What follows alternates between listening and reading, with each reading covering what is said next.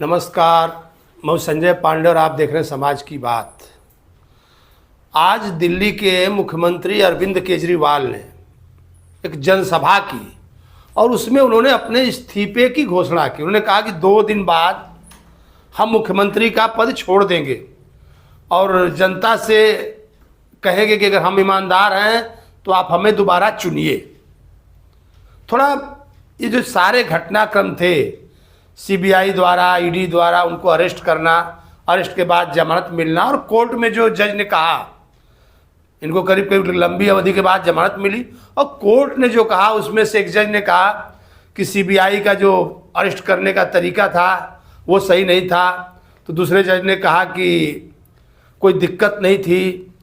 और जब ये अरेस्ट होने के बाद इनको जब जमानत मिली तो जब अगर कोई दिक्कत नहीं थी तो जो उसमें जो शर्तें लगाई गई हैं वो थोड़ी अजीबोगरीब शर्तें हैं कि जमानत पर तो जा सकते हैं लेकिन ये सीएम ऑफिस नहीं जा सकते हैं, किसी फाइल पे दस्तखत नहीं कर सकते हैं, तो मतलब ऐसे मुख्यमंत्री बने रहने का तो कुछ है नहीं। तो इन सब बातों को लग रहा है कि ध्यान में रख करके, और हरियाणा में जो आम चुनाव हैं जहाँ पर भाजपा की टक्कर कांग्रेस से है और लग रहा है कि कांग्रेस और आम आदमी पार्टी का वहाँ पे गठबंधन नहीं हो पाया, तो कोई ऐसा तो नहीं है कि आज अरविंद केजरीवाल ने 48 घंटे बाद इस्तीफा देने के लिए कह करके हरियाणा में अपने लिए कोई सहानुभूति खोजनी चाहिए। जी हाँ, बातें तो हम सब तरफ करेंगे, शुरू से करेंगे कैसे इनकी आम आदमी पार्टी का उदय हुआ। और अगर देखा जाए तो जिस समय आम आदमी पार्टी इंडिया अगेंस्ट करप्शन के बैनर तले देश में आई थी तो देश के लोगों को, मैं अपने पहले वीडियो में भी बार बार कह चुका हूं कि देश के लोगों को ऐसा लगा था कि शायद एक कोई नई पार्टी, एक नई विचारधारा लोगों को मिल गई है और शायद इससे देश का भला हो सकता है। लेकिन कहीं ना कहीं जैसे बाकी राजनीतिक पार्टियां होती हैं, आम आदमी पार्टी भी उसी ढर्रे पर चलने लगी। पार्टी बनाए, फिर सत्ता के लिए उनसे ही गठबंधन किए जिनको ये भ्रष्टाचारी कहते थे। तो इनकी जो जनता के बीच जो छवि थी वो धीरे धीरे धूमिल होती गई, क्योंकि ये जिसको कहते थे कि ये चोर हैं, ये बेईमान हैं, वो इतनी लंबी लिस्ट गिनाते थे। करीब करीब सारे पार्टियों की नेताओं की लंबी लिस्ट अरविंद केजरीवाल के पास थी। बोले सारे जेल में होंगे, हुआ कुछ नहीं। उल्टा इन्होंने उन्हीं पार्टियों के साथ गठबंधन कर लिया। तो इनकी जो विश्वसनीयता थी कहीं न कहीं उसी चक्कर में धूमिल पड़ गई। और आज दिल्ली की जो जनता का मूड है वो आप देख रहे होंगे कि जो लोकसभा चुनाव होते हैं तो पूरी की पूरी सीटें बीजेपी को देती है, और जब विधानसभा के इलेक्शन आते थे तो आम आदमी पार्टी पहले चुनाव में थोड़ी कम, दूसरे में उससे ज़्यादा और तीसरे में थोड़ी कम, इस तरह से उसकी जो सीटों की संख्या घटती बढ़ती रही। खैर ये तो हुआ उसकी बात। और पंजाब में इनकी सरकार चल रही है आम आदमी पार्टी की। लोकसभा में कांग्रेस के साथ इनका वहाँ गठबंधन नहीं हो पाया और देखा जाए तो काफ़ी कुछ नुकसान हुआ आम आदमी पार्टी को। जितने इनके वहाँ पर एमएलए थे, उनकी वहाँ सरकार थी, उस हिसाब से कांग्रेस ने वहाँ पर बाजी मार ली। और जो फ्री का कल्चर है तो कहीं ना कहीं अरविंद केजरीवाल, हमने कहा कि जिस भ्रष्टाचार के खिलाफ आए थे, कहीं ना कहीं वो उसके लपेटे में आ गए और अपनी पार्टी को सत्ता बनाने के लिए उन्हीं पार्टियों के तर्ज पर इन्होंने एक कल्चर को जन्म दिया, फ्री कल्चर। बस में फ्री यात्रा, 200-300 यूनिट बिजली फ्री। तो जो फ्री का चस्का अरविंद केजरीवाल ने दिल्ली में लगाया, जबकि अगर देखा जाए तो दिल्ली एक धनी राज्य है, वहाँ पर पैसे की कोई कमी नहीं है। और इसी फार्मूले को उन्होंने पंजाब में भी लागू किया। तो पंजाब में तो धीरे धीरे वो पीछे हट रहे, क्योंकि पंजाब में उतनी आय है नहीं, उतनी इनकम नहीं है कि वहाँ पर वो ओपीएस के साथ साथ फ्री बिजली, फ्री बस सब कुछ दे सके। धीरे धीरे वो पीछे हट रहे हैं।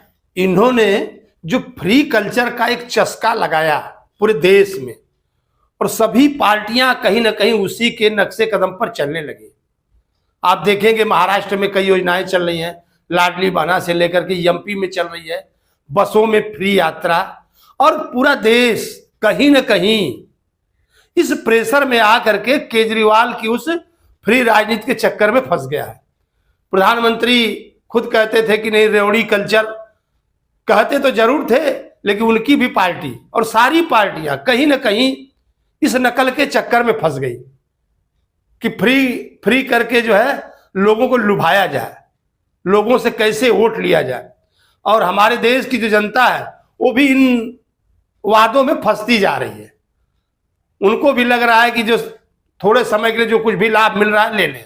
और इसमें ज्यादातर लोग ये सोच रहे हैं कि देखा देखी, बोले फला ले रहे तो हम क्यों नहीं ले लें, सब ले रहे हैं, आखिर सरकार दे रही, सरकारी पैसा है तो हम भी ले लें। और इसी चक्कर में लोग बिल्कुल परेशान हो गए, वो पीछे हट रहे, हटना ही पड़ेगा।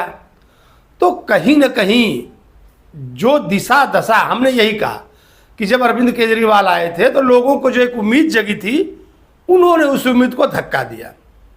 और बाकी राजनेताओं के जैसे उसी ढर्रे पर देखा जाए तो इन्होंने पार्टी बनाई, आंदोलन से उपजी हुई पार्टी, फिर बाकी पार्टियों के जैसे जैसे और पार्टियों में सरगना होते हैं वैसे ये आम आदमी पार्टी के सरगना बन गए।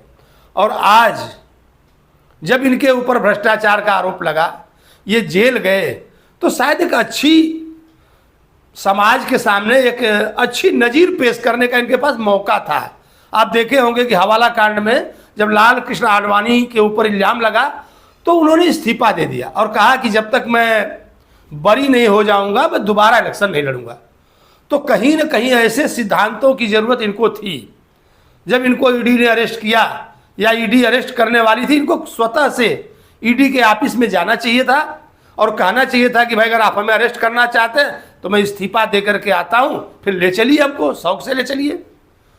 तो कहीं ना कहीं एक मैसेज अलग गया होता। लेकिन आज जो मजबूरी है इनकी, सरकार चला नहीं पा रहे हैं, इस्तीफा देना है, पार्टी के किसी नेताओं पर इनको भरोसा नहीं है, क्योंकि अपने देश में देख चुके हैं कि कैसे कैसे सभी लोग तमिलनाडु के पनीर सेल्वम नहीं हो सकते। आपने जीतन राम मांझी का उदाहरण देखा और अभी अभी चंपई सोरेन का देखा, जो कि हेमंत सोरेन के जेल जाने के बाद आए तो पार्टी से हट तो गए, मुख्यमंत्री पद छोड़ तो दिया, लेकिन उन्होंने पार्टी छोड़ दी। तो कहीं ना कहीं वो कुर्सी जिसको मिल जाती है वो कुर्सी को जल्दी से छोड़ना नहीं चाहता है। तो क्या अरविंद केजरीवाल ये कुर्सी किसे सौंपना चाहते हैं? हालांकि वो लोग तो कह रहे हैं कि नहीं, विधायक दल की मीटिंग होगी। देखिए ये बातें कुछ मायने नहीं रखती, इन बातों में कोई दम नहीं है, क्योंकि हमारे देश में जो पार्टी के आला कमान होते हैं एक तरह से वही पार्टी के सर्वे सर्वा होते हैं। ये तो सिर्फ एक कहने की बात है कि विधायकों की बैठक होगी, नाम तो पहले से तय हो चुका होगा। तो क्या सुनीता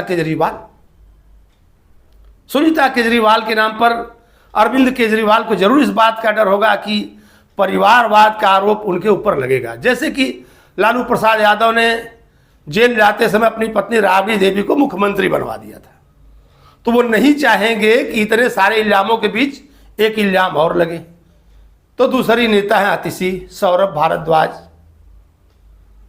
और कहीं ना कहीं वो किसी ऐसे पावरफुल नेता को मुख्यमंत्री नहीं बनाना चाहेंगे कि जो शायद पार्टी पे कब्जा कर ले। तो जो दिल्ली की राजनीति आजकल चल रही है और साथ में भी हरियाणा के इलेक्शन है, देखा जाए तो दिल्ली के इलेक्शन भी अगले साल ही है, उसमें भी कोई देर नहीं है। बीजेपी के कुछ प्रवक्ता कह रहे हैं कि अगर वो इतने ईमानदार हैं तो वो सरकार को भंग करवा के इलेक्शन करवा लें। उनका इल्जाम है, आम आदमी पार्टी कह रही कि नहीं, हम मुख्यमंत्री की कुर्सी छोड़ने जा रहे हैं। तो हमने सारी बातों पर जिक्र किया कि कैसे अरविंद केजरीवाल की पार्टी आई थी सत्ता में, और सत्ता में आई तो क्या क्या वादे थे और क्या क्या उनके इरादे हो गए। और फिर इसके बाद अभी हरियाणा में चुनाव है, उनकी पंजाब में सरकार है, आगे और देश के कई राज्यों में उनकी पार्टी का जनाधार है। तो क्या संदेश दे रहे हैं? अब 2 दिन बाद दिल्ली में अगला मुख्यमंत्री कौन हो रहा है, इस पर हम सबकी नज़र है। बाकी देश के और सारे मुद्दों के साथ मैं आपसे मिलूंगा, तब तक के लिए धन्यवाद।